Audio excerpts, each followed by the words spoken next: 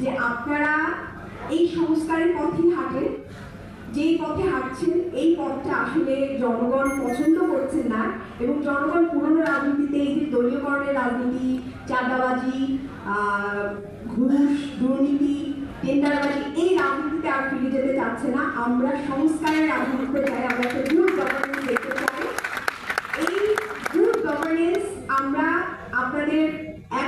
আপনাদের লড়াইয়ে বা গভর্নমেন্ট গুড গভর্নেন্স তৈরির লড়াইয়ে আমরা বিরোধী দল যারা আছি তারাও পাশে থাকতে চাই, পাশাপাশি এই যে সুশীল সমাজ যারা আছে তারা অবশ্যই সাপোর্ট দিবেন এবং তারা বলে গেলেন।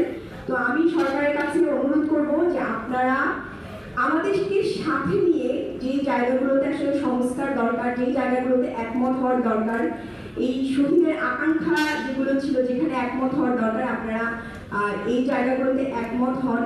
আমরা আপনাদের এই সংস্কারের ক্ষেত্রে আমরা আপনাদের পাশে আছি, থাকবো।